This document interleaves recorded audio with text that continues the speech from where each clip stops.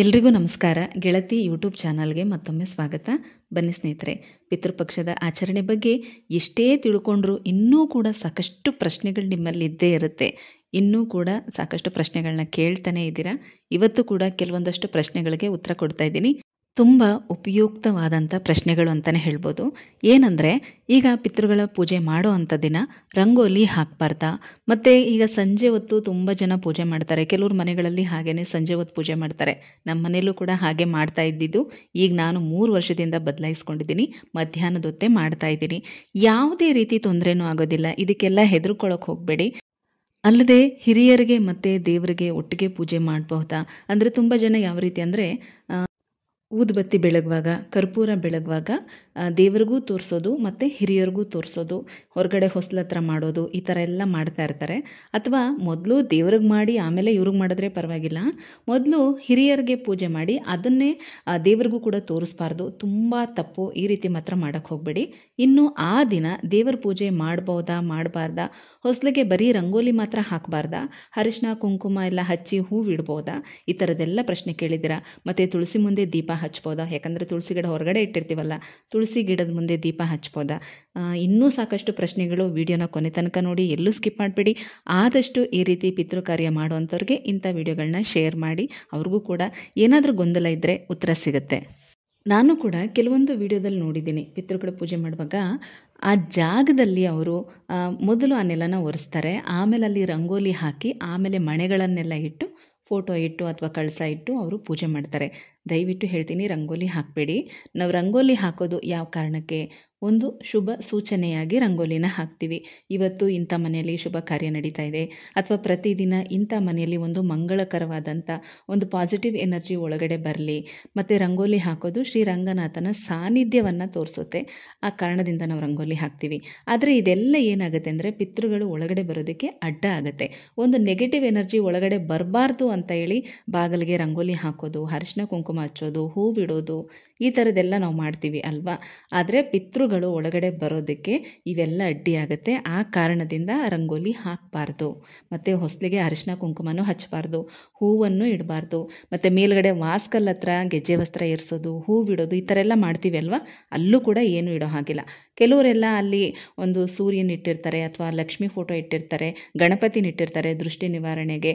ಅಂಥ ಫೋಟೋಗೂ ಕೂಡ ಒಂದು ಹೂ ಇಡಬಾರ್ದಂದರೆ ಖಂಡಿತ ಬಾಗಿಲ ಹತ್ರ ಏನೂ ಕೂಡ ಹಾಕೋ ಹಾಗಿಲ್ಲ. ಹಳೆ ತೋರಣಗಳೇನಾದರೂ ಇನ್ನೂ ಇಟ್ಟಿದ್ರೆ ಅದನ್ನೆಲ್ಲ ತೆಗೆದುಬಿಡಬೇಕು. ಮತ್ತು ನೆಕ್ಸ್ಟ್ ಈಗ ನವರಾತ್ರಿಗೆ ನೀವು ಮತ್ತೆ ಹೊಸದಾಗಿ ತೋರಣನ ಹಾಕೋಬೋದು. ಅಂದರೆ ನಾನು ಹೇಳ್ತಾ ಇರೋದು ಪ್ಲಾಸ್ಟಿಕ್ ತೋರಣಗಳಲ್ಲ, ಮಾವಿನ ತೋರಣಗಳು. ಈಗಿನ್ನು ಗೌರಿ ಗಣೇಶ ಹಬ್ಬಕ್ಕೆ ತೋರಣ ಕಟ್ಟಿರ್ತೀರಲ್ಲ, ಅದೇನಾದರೂ ಇದ್ದರೆ ಅದನ್ನೆಲ್ಲ ತೆಗೆದುಬಿಡಿ.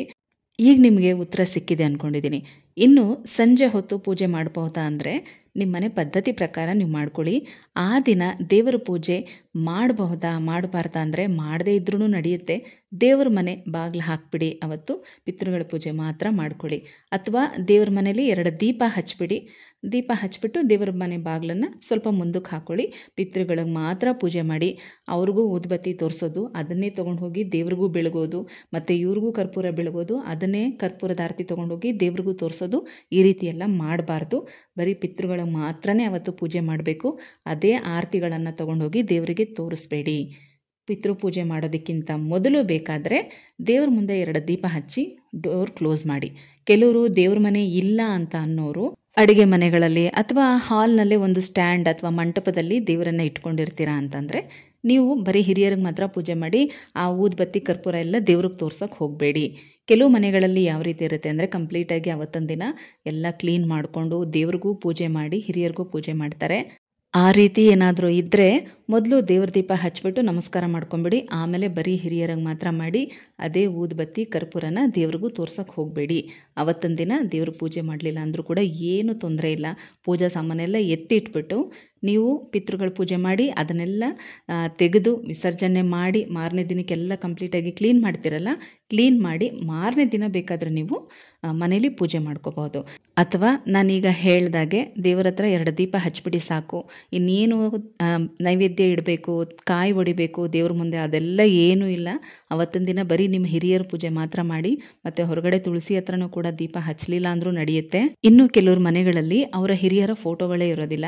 ಅಂಥವ್ರು ಯಾವ ರೀತಿ ಪೂಜೆ ಮಾಡಬೇಕು ಅಂತ ಕೂಡ ಕೇಳಿದ್ದೀರಾ. ಫೋಟೋ ಇಲ್ಲ ಅಂದರೂ ಕೂಡ ಪರವಾಗಿಲ್ಲ, ನೀವು ಅವರ ಹೆಸರನ್ನು ನೆನೆಸ್ಕೊಂಡು, ನೀವು ಯಾರಿಗೆ ಪೂಜೆ ಮಾಡ್ತಾ ಇದ್ದೀರೋ ಅವರನ್ನು ನೆನೆಸ್ಕೊಂಡು ಪೂಜೆ ಮಾಡಿದ್ರೆ ಸಾಕು. ಅವ್ರಿಗೆ ಇಷ್ಟ ಆಗಿರುವಂಥ ಯಾವ್ಯಾವ ವಸ್ತುಗಳನ್ನು, ಬಟ್ಟೆ, ತಿಂಡಿ, ತಿನಿಸುಗಳನ್ನೆಲ್ಲ ನೀವು ಏನು ಇಟ್ಟಿರ್ತೀರ ಆ ರೀತಿ ಇಟ್ಟು ಪೂಜೆ ಮಾಡಿದ್ರೆ ಸಾಕು. ಒಬ್ಬೊಬ್ಬರು ಒಂದೊಂದು ರೀತಿ ಮಾಡ್ತಾರೆ. ಒಬ್ಬರು ಒಂದು ತಾಮ್ರದ ಚೆಂಬಲ್ಲಿ ನೀರನ್ನ ತುಂಬಿಸಿ ಇಟ್ಬಿಟ್ಟು ಪೂಜೆ ಮಾಡ್ತಾರೆ. ಅದ್ರ ಮುಂದೆಗಡೆನೆ ಅಥವಾ ಅಕ್ಕಪಕ್ಕದಲ್ಲಿ ಬಟ್ಟೆಗಳು, ತಿಂಡಿಗಳು ಎಲ್ಲನೂ ಇಟ್ಟು ಪೂಜೆ ಮಾಡ್ತಾರೆ. ಇನ್ನು ಕೆಲವರು ಹೂಗಳನ್ನೆಲ್ಲ ಗುಡ್ಡೆ ಇಟ್ಬಿಟ್ಟು ಪೂಜೆ ಮಾಡ್ತಾರೆ. ನಾನು ಕೆಲವು ಮನೆಗಳಲ್ಲಿ ನೋಡಿದ್ದೀನಿ, ಹಾಗಾಗಿ ಹೇಳ್ತಾ ಇದ್ದೀನಿ ಅಷ್ಟೇ. ಇನ್ನು ಕೆಲವರು ಫೋಟೋಗಳಿದ್ದರೆ ಫೋಟೋನ ಇಟ್ಬಿಟ್ಟು ಪೂಜೆ ಮಾಡ್ತಾರೆ. ಆದರೆ ಇದೆಲ್ಲ ಏನೂ ಇಲ್ಲ ಅಂದರೂ ಕೂಡ ಪರವಾಗಿಲ್ಲ, ನೀವು ಅವರನ್ನು ನೆನೆಸ್ಕೊಂಡು ಅವ್ರ ಹೆಸರು ಹೇಳ್ಕೊಂಡು ಪೂಜೆ ಮಾಡ್ತೀರಲ್ಲ, ಅದು ಖಂಡಿತ ಅವ್ರಿಗೆ ಸಲ್ಲುತ್ತೆ. ನೀವು ಅನ್ಕೋಬೋದು ಫೋಟೋ ಇಲ್ಲ, ಏನೂ ಇಲ್ಲ, ನಾವು ಯಾವ ರೀತಿ ಪೂಜೆ ಮಾಡೋದು ಅಂತ. ಆದರೆ ನೀವು ಮಾಡ್ತಾ ಇದ್ದೀರಾ ಇಲ್ವ ಅನ್ನೋದು ಅವ್ರಿಗೆ ಗೊತ್ತಾಗುತ್ತೆ. ನಮ್ಮ ಮಕ್ಕಳು, ಮೊಮ್ಮಕ್ಕಳು ನಮಗೆ ಪೂಜೆ ಮಾಡ್ತಾ ಇದ್ದಾರೆ ಅಂತ ಹೇಳಿ ಅವ್ರು ಖಂಡಿತ ಬಂದೇ ಬರ್ತಾರೆ. ಹಾಗಾಗಿ ಫೋಟೋ ಇಲ್ಲದೇ ಇದ್ದರೂ ಕೂಡ ಅವ್ರ ಹೆಸರು ಹೇಳ್ಕೊಂಡು ನೆನೆಸ್ಕೊಂಡು ಪೂಜೆ ಮಾಡ್ಬೋದು. ಹಾಗೆ ಇನ್ನೊಬ್ಬರು ಕೇಳಿದ್ದಾರೆ, ನಮ್ಮ ಕಡೆ ತೀರು ಹೋಗಿರೋರಿಗೆ ಕಾಯಿ ಕಳಸ ಇಡೋದೇ ಇಲ್ಲ, ಆದರೆ ಯಜಮಾನ್ರವರ ಅಜ್ಜಿ ಮುತ್ತೈದೆಯಾಗಿ ತೀರು ಹೋಗಿರೋದು ಅಂತ. ಮುತ್ತೈದೆಯಾಗಿ ತೀರು ಹೋಗಿರೋರಿಗೆ ಕಳಸ ಇಟ್ಟು ಪೂಜೆ ಮಾಡೇ ಮಾಡ್ತಾರೆ. ನಿಮ್ಮ ಕಡೆ ಪದ್ಧತಿ ಇಲ್ಲ ಅಂದರೆ ಬಿಟ್ಬಿಡಿ, ಒಂದು ಸಲ ಹೇಳಿ ನೋಡಿ ಈ ರೀತಿ ಮಾಡಬೇಕು ಅಂತ. ಒಪ್ಕೊಂಡ್ರೆ ನೀವು ಕಾಯಿ ಕಳಸ ಇಟ್ಟು ಪೂಜೆ ಮಾಡಬಹುದು. ಇಲ್ಲ ಅಂದರೆ ಅವ್ರು ಯಾವ ರೀತಿ ಮಾಡ್ತಾಯಿದ್ದಾರೋ ಅದೇ ರೀತಿಯೇ ಮಾಡಿ. ಹಾಗೆ ಇನ್ನೊಂದು ಪ್ರಶ್ನೆ, ಪಿತೃಪಕ್ಷ ಮಾಡಿದ್ರೆ ಕಂಪಲ್ಸರಿಯಾಗಿ ತರ್ಪಣ ಬಿಡಿಸ್ಬೇಕಾ? ನಮಗೆ ಗೊತ್ತಿಲ್ಲ. ಅಮ್ಮ ತೀರೋಗಿ 25 ವರ್ಷ ಆಗಿದೆ. ಇವಾಗ ಈ ಪೂಜೆ ಎಲ್ಲ ಮಾಡಬೇಕು ಅಂದ್ಕೊಂಡಿದ್ದೀವಿ. ಮನೇಲಿ ತಂದೆ ಮತ್ತು ತಮ್ಮ ಇರೋದು ಅಂತ. ಖಂಡಿತವಾಗ್ಲೂ ಮಾಡಬೇಕು. ತರ್ಪಣ ಬಿಡೋದೇ ಸರಿಯಾದ ವಿಧಾನ. ಯಾಕಂದರೆ ಅದೇ ಅವ್ರಿಗೋಗಿ ಸೇರೋದು. ನಾವಿಲ್ಲಿ ಏನೇ ಎಡೆ ಇಟ್ಟಿದ್ರು, ಏನೇ ಬಗೆ ಬಗೆಯಾಗಿ ಮಾಡಿ ನಾವು ಅವ್ರಿಗೆ ಬಡಿಸಿದ್ರು ಕೂಡ ನಾವು ತರ್ಪಣ ಬಿಡುವಂಥ ಎಳ್ಳು ನೀರು ಅವ್ರಿಗೋಗಿ ಸೇರುತ್ತೆ. ಅದು ಮಾಡಲೇಬೇಕು. ಮತ್ತು ಅವರ ಹೆಸರೇಳಿ ನಾವೇನು ದಾನ ಕೊಡ್ತೀವಲ್ಲ, ಏನು ಬೇಕಾದರೂ ಆಗಿರ್ಬೋದು, ಆ ದಿನ ಬಟ್ಟೆ, ದುಡ್ಡು, ಅನ್ನ, ಈ ರೀತಿ ನಾವು ಏನೇ ದಾನ ಮಾಡ್ತೀವಲ್ಲ ಅದು ಅವ್ರಿಗೆ ಸಲ್ಲುತ್ತೆ. ಹಾಗಾಗಿ ಹೇಳ್ತಾ ಇದ್ದೀನಿ, ತರ್ಪಣ ಬಿಡೋದು ತುಂಬ ಒಳ್ಳೆಯದು. ಮಾಡಿಸಿ, ಅದನ್ನು ಏನೇ ದೋಷಗಳಿದ್ರೂ ಕೂಡ ನಿವಾರಣೆ ಆಗಿಬಿಡುತ್ತೆ. ರಂಗೋಲಿಗೆ ಸಂಬಂಧಪಟ್ಟಂತೆ ಇನ್ನೊಂದು ಪ್ರಶ್ನೆ, ಯಾಕಂದರೆ ಕೆಲವರು ಹಬ್ಬದ ಟೈಮ್ಗಳಲ್ಲಿ ಮಾಡ್ತಾರೆ. ಯುಗಾದಿ ಹಬ್ಬ, ದೀಪಾವಳಿ, ಸಂಕ್ರಾಂತಿ, ಗೌರಿ ಹಬ್ಬ, ಹಾಗೆ ಆಯುಧ ಪೂಜೆ ದಿನ. ಈ ಪ್ರಶ್ನೆ ಕೂಡ ಹಾಗೆ. ಆಯುಧ ಪೂಜೆ ದಿನ ಸಂಜೆ ನಮ್ಮ ಮನೇಲಿ ಹಿರಿಯರು ಪೂಜೆ ಮಾಡ್ತಾರೆ. ಹಾಗಾಗಿ ರಂಗೋಲಿ ಹಾಕಬಾರ್ದಾ? ಬೆಳಗ್ಗೆ ಹಾಕಿ ಮನೇಲಿ ಪೂಜೆ ಮಾಡಿ ಸಂಜೆ ಹಿರಿಯರು ಪೂಜೆ ಮಾಡಬಹುದಾ ಅಂತ ಕೇಳಿದ್ದೀರಾ. ಬೆಳಗ್ಗೆ ನೀವು ಬಾಗಿಲಿಗೆ ರಂಗೋಲಿ ಹಾಕಿ ಮನೇಲಿ ಆಯುಧ ಪೂಜೆ ಎಲ್ಲ ಮಾಡಿರ್ತೀರ. ಸಂಜೆಗೆ ಬಾಗಿಲೆಲ್ಲ ತೊಳೆದ್ಬಿಡಿ, ಹೊಸ್ಲ ಹತ್ರ ಇಟ್ಟಿರೋಂಥ ಹೂಗಳನ್ನೆಲ್ಲ ತೆಗೆದುಬಿಡಿ. ಆಮೇಲೆ ಬೇಕಾದರೆ ನೀವು ಹಿರಿಯರ ಪೂಜೆ ಮಾಡ್ಕೊಳ್ಳಿ. ನಾನೊಂದು ಮಾತು ಹೇಳ್ತೀನಿ, ಮಧ್ಯಾಹ್ನದ ಹೊತ್ತು ಮಾಡಿ, ತುಂಬ ಒಳ್ಳೆಯದು. ನಮ್ಮ ಮನೇಲೂ ಕೂಡ ಹಾಗೆಯೇ ಮೊದಲು ಆಯುಧ ಪೂಜೆ ದಿನ ಸಂಜೆ ಹೊತ್ತೇ ಮಾಡ್ತಾ ಇದ್ದಿದ್ದು. ಅದಾದಮೇಲೆ ನಾನು ಈ ವಿಚಾರ ತಿಳ್ಕೊಳ್ತಾ ಪಿತೃಪಕ್ಷದಲ್ಲಿ ಪೂಜೆ ಮಾಡೋದಕ್ಕೆ ಶುರು ಮಾಡಿದ್ವಿ. ಒಳ್ಳೆಯದೇ ಆಯಿತು. ನಾನು ಯಾವುದೇ ವಿಚಾರ ಆದರೂ ಒಂದು ಸ್ವಲ್ಪ ಮುಂಚಿತವಾಗೇ ಕೇಳ್ಕೊಳ್ತೀನಿ. ದೇವ್ರ ಹತ್ರನೂ ಕೇಳ್ತೀನಿ, ನಮ್ಮ ಹಿರಿಯರ ಹತ್ರನೂ ಕೂಡ ಕೇಳ್ಕೊತೀನಿ. ನಾನು ಈ ರೀತಿ ಮಾಡಬೇಕು ಅಂದ್ಕೊಂಡಿದ್ದೀನಿ, ನಿಮಗೆ ಒಪ್ಪಿಗೆ ಆದರೆ ನನಗೆ ಯಾವ ರೀತಿನಲ್ಲಾದರೂ ಸೂಚನೆ ಕೊಡಿ ಅಂತ. ಒಂದು ವಾರ ನಾನು ಅದನ್ನು ಅಬ್ಸರ್ವ್ ಮಾಡ್ತೀನಿ. ಎಲ್ಲ ರೀತಿಯಲ್ಲೂ ಒಳ್ಳೆಯ ರೀತಿಯಲ್ಲೇ ಇದ್ದರೆ, ಅಂದರೆ ಯಾವುದೇ ವಿಚಾರದಲ್ಲಾದರೂ ಆಗಿರ್ಬೋದು, ಎಲ್ಲ ಕೆಲಸಗಳಲ್ಲೂ ಕೂಡ ಒಳ್ಳೆಯ ಸೂಚನೆಗಳು ಕಂಡು ಬರ್ತಾ ಇದ್ದರೆ ನನ್ನ ನಿರ್ಧಾರ ಸರಿಯಾಗಿದೆ ಅಂತ ನಾನು ಅಂದ್ಕೊಳ್ತೀನಿ. ಏನಾದರೂ ಸ್ವಲ್ಪ ಹೆಚ್ಚು ಕಡಿಮೆ ಆದರೆ ಇದು ಯಾಕೋ ದೇವ್ರಿಗೂ ಇಷ್ಟ ಆಗ್ತಾಯಿಲ್ಲ, ಅಥವಾ ನಾನು ಈ ಕೆಲಸ ಮಾಡೋದು ಯಾರಿಗೂ ಇಷ್ಟ ಆಗ್ತಾಯಿಲ್ಲ ಅನ್ನೋ ಥರ ನಾನು ತಿಳ್ಕೊಂಡು ಅದನ್ನು ಅಲ್ಲೇ ಬಿಟ್ಬಿಡ್ತೀನಿ. ಈ ವಿಚಾರದಲ್ಲೂ ಅಷ್ಟೇ. ಆಯುಧ ಪೂಜೆನಲ್ಲೇ ನಮ್ಮ ಮನೇಲೂ ಮಾಡ್ತಾ ಇದ್ದಿದ್ದು, ಅದನ್ನು ಪಿತೃಪಕ್ಷದಲ್ಲಿ ಮಾಡೋದಕ್ಕೆ ಶುರು ಮಾಡಿಕೊಂಡ್ವಿ. ಅದಾದಮೇಲೆ ಸಂಜೆ ಹೊತ್ತೇ ನಮ್ಮ ಮನೇಲೂ ಮಾಡ್ತಾ ಇದ್ದಿದ್ದು. ಮತ್ತು ಸಂಜೆ ಹೊತ್ತು ನಾವು ಎಡೆ ಹಾಕೋದ್ರಿಂದ ಕಾಗೆಗಳಿಗೆ ನಾವು ಇಡೋದಕ್ಕೆ ಆಗಲ್ಲ, ಮಾರನೇ ದಿನ ಇಡಿಸ್ತಾಯಿದ್ರು. ಇದು ತುಂಬಾ ತಪ್ಪು ಅಂತ ಅನ್ನಿಸ್ತಾ ಇತ್ತು ನನಗೆ. ಯಾಕಂದರೆ ನಾವು ಮೊದಲು ಅಡುಗೆ ಮಾಡಿದ ತಕ್ಷಣ ಮನೇಲಿ ಎಡೆ ಹಾಕೋದಕ್ಕಿಂತ ಮೊದಲು ಕಾಗೆಗಳಿಗೆ ಕೊಡಬೇಕು, ಊಟ ಕೊಡಬೇಕು. ಹಾಗಾಗಿ ಮತ್ತೆ ಅದನ್ನು ಈ 3 ವರ್ಷದಿಂದ ಬದಲಾಯಿಸ್ಕೊಂಡೆ. ಆಗಲೂ ಕೂಡ ಅದೇ ರೀತಿ ನಮ್ಮ ಮಾವನವ್ರ ಹತ್ರ ನಾನು ಕೇಳಿಕೊಂಡೆ, ನಾನು ಈ ರೀತಿ ಬದಲಾಯಿಸ್ತಾ ಇದ್ದೀನಿ ಸಮಯನ, ನಿಮಗೆ ಒಪ್ಪಿಗೆ ಆದರೆ ನನಗೆ ಯಾವುದಾದ್ರೂ ರೀತಿಯಲ್ಲಿ ಸೂಚನೆ ಕೊಡಿ ಅಂತ. ಎಲ್ಲ ರೀತಿಯಲ್ಲೂ ಒಳ್ಳೆಯದೇ ಆಯಿತು. ಈಗ 3 ವರ್ಷದಿಂದ ಮಾಡ್ತಾಯಿದ್ದೀನಿ, ಎಲ್ಲನೂ ಒಳ್ಳೆಯದೇ ಆಗ್ತಾಯಿದೆ. ಪದ್ಧತಿ ಇರೋ ಥರ ನಾವು ಬದಲಾಯಿಸ್ಕೊಂಡ್ರೆ ಏನೂ ತಪ್ಪಿಲ್ಲ. ಯಾಕೆಂದರೆ ಹಿಂದಿನ ಕಾಲದಲ್ಲಿ ಅವರು ಹೊಲ ಗದ್ದೆನಲ್ಲಿ ಕೆಲಸ ಮಾಡೋರು, ಹಗಲೆಲ್ಲ ಕೆಲಸ ಮುಗಿಸ್ಕೊಂಡು ಸಂಜೆ ಹೊತ್ತು ಬಂದು ಅವ್ರು ಏನೇ ಪೂಜೆ ಪುನಸ್ಕಾರ ಇದ್ದರೂ ಕೂಡ ಮಾಡ್ಕೋತಾಯಿದ್ರು. ಅದನ್ನು ಅವ್ರ ಮಕ್ಕಳು, ಮೊಮ್ಮಕ್ಕಳು ಹಾಗೆ ಮುಂದುವರಿಸ್ಕೊಂಡು ಬಂದಿರ್ತಾರೆ. ಅದನ್ನು ತಿಳ್ಕೊಂಡು ಬದಲಾಯಿಸ್ಕೊಳ್ಳೋಂಥ ಪ್ರಯತ್ನ ಮಾಡೋದೇ ಇಲ್ಲ. ಆದರೆ ಹಿರಿಯರಿಗೆ ಪೂಜೆನ ಮಧ್ಯಾಹ್ನದ ಹೊತ್ತೇ ಮಾಡಬೇಕು. ಇದು ತುಂಬಾ ಒಳ್ಳೆಯದು. ಸಾಧ್ಯವಾದರೆ ಬದಲಾಯಿಸ್ಕೊಳ್ಳಿ, ಇಲ್ದಿದ್ರೆ ನೀವು ಯಾವ ರೀತಿ ಮಾಡ್ಕೊಂಡು ಬಂದಿದ್ದೀರೋ ಅದೇ ರೀತಿಯೇ ಮಾಡಿ, ಏನೂ ತಪ್ಪಿಲ್ಲ. ಮತ್ತು ಇನ್ನೊಂದು ಪ್ರಶ್ನೆ, ಪಿತೃಗಳ ಪೂಜೆನ ಎಲ್ಲಿ ಮಾಡಬೇಕು, ಯಾರ ಮನೇಲಿ ಮಾಡಬೇಕು ಅಂತ. ಈಗ ಅತ್ತೆ ಮಾವ ಇರೋವರೆಗೂ ಅಥವಾ ತಂದೆ ತಾಯಿ ಇರೋವರೆಗೂ ಅವರು ಎಲ್ಲಿರ್ತಾರೋ ಅಲ್ಲೇ ಮಾಡಬೇಕು. ಅತಿ ಮುಖ್ಯವಾಗಿ ಮನೆಯ ಹಿರಿಮಗ ಅಥವಾ ಕಿರಿಮಗ ಈ ಕಾರ್ಯನ ಮಾಡಬೇಕು. ಇಲ್ಲ ಅಂದರೆ ಅವ್ರ ತಂದೆ ತಾಯಿ ಎಲ್ಲಿರ್ತಾರೋ ಆ ಜಾಗದಲ್ಲಿ ಮಾಡಬೇಕು. ಆಮೇಲೆ ಬೇಕಾದರೆ ನೀವೆಲ್ಲರೂ ಸಪ್ರೇಟಾಗಿದ್ದೀರಾ ಅಂದರೆ ನಿಮ್ಮ ಮನೆಯಲ್ಲಿ ನೀವು ಮಾಡ್ಕೋಬೋದು. ಇನ್ನೊಂದು ವಿಚಾರ ಅಂದರೆ ಹಬ್ಬ ಹರಿದಿನಗಳನ್ನು ನಿಮ್ಮ ಮನೆಯಲ್ಲಿ ಮಾಡಿಕೊಂಡು ಸಂಭ್ರಮಿಸೋದು ಒಳ್ಳೆಯದೇ. ಆದರೆ ಪಿತೃಗಳ ಕಾರ್ಯನ ಎಲ್ಲರೂ ಸೇರಿ ಒಂದೇ ಕಡೆ ಮಾಡಬೇಕು. ಒಂದೊಂದು ಕಡೆ ಎಡೆ ಇಡಬಾರ್ದು. ಇದು ತುಂಬಾ ತಪ್ಪು. ಇದನ್ನು ಯಾಕೆ ಅರ್ಥ ಮಾಡ್ಕೋತಾ ಇಲ್ಲ? ಇದರಿಂದ ಪಿತೃಗಳು ತುಂಬ ಬೇಸರ ಪಟ್ಕೊಳ್ತಾರೆ. ಎಲ್ಲರೂ ಒಟ್ಟಿಗೆ ಸೇರಿ ಒಂದೇ ಕಡೆ ಪೂಜೆ ಮಾಡೋದ್ರಿಂದ ಅವರು ತುಂಬಾ ಸಂತೋಷ ಪಡ್ತಾರೆ. ನನ್ನ ಕುಟುಂಬ, ನನ್ನ ವಂಶಸ್ಥರು ಹೀಗೆ ಯಾವಾಗಲೂ ಒಗ್ಗಟ್ಟಾಗಿ ಸಂತೋಷವಾಗಿರಲಿ ಅಂಥೇಳಿ ಹರಿಸ್ತಾರೆ. ಅವರು ಕೂಡ ತುಂಬ ಸಂತೋಷದಿಂದ ಬಂದು ಹೋಗ್ತಾರೆ. ಈ ರೀತಿ ಮಾಡೋದ್ರಿಂದ ಅವ್ರಿಗೂ ಸಮಾಧಾನ ಸಿಗುತ್ತೆ, ನಮಗೂ ಕೂಡ ಏಳಿಗೆ ಅನ್ನೋದಾಗತ್ತೆ. ಆದರೆ ಅದನ್ನು ಬಿಟ್ಟು ಯಾವುದೋ ವಿಚಾರಕ್ಕೆ ಜಗಳ ಮಾಡ್ಕೊಂಡಿದ್ದೀವಿ ಅಂತೆಲ್ಲ ಹೇಳಿ ಮನೆ ಹತ್ರನೇ ಬಂದರು ಮಾತಾಡಿಸೋದಿಲ್ಲ. ಎಷ್ಟೋ ಜನ ಕಮೆಂಟಲ್ಲಿ ಹೇಳ್ತಾರೆ, ನಿಜವಾಗ್ಲೂ ತುಂಬಾ ಬೇಜಾರಾಗುತ್ತೆ ಅದನ್ನೆಲ್ಲ ನೋಡುವಾಗ. ಅವರು ಯಾವ ದಿನ ಮಾಡ್ತಾರೆ ಅನ್ನೋದೇ ನಮಗೆ ಗೊತ್ತಾಗಲ್ಲ. ಬೇರೆಯವರಿಂದ ಕೇಳಿ ತಿಳ್ಕೊಂಡು ನಾವಾಗೇ ಹೋದರೂ ಕೂಡ ದೊಡ್ಡವರಿಂದ ಚಿಕ್ಕವ್ರ ತನಕ ಮುಖ ಕೊಟ್ಟು ಮಾತಾಡಲ್ಲ, ಚುಚ್ಚಿ ಮಾತಾಡ್ತಾರೆ, ಹೀಯಾಳಿಸ್ತಾರೆ ಅಂತೆಲ್ಲ ಕೇಳುವಾಗ ತುಂಬ ಬೇಜಾರು ಅನಿಸುತ್ತೆ. ಏನು ಸಿಗುತ್ತೆ ಇದರಿಂದ? ಏನು ಸಾಧನೆ ಮಾಡ್ದಂಗೆ ಆಗುತ್ತೆ? ನೀವೇ ಯೋಚನೆ ಮಾಡಿ. ನೀವು ಏನು ಮಾಡ್ತೀರೋ ಅದು ನಿಮಗೆ ಸಿಗುತ್ತೆ, ರಿಟರ್ನ್ ನಿಮಗೆ ಸಿಗುತ್ತೆ. ಕಾಲ ಯಾವತ್ತೂ ಹೀಗೆ ಇರೋದಿಲ್ಲ.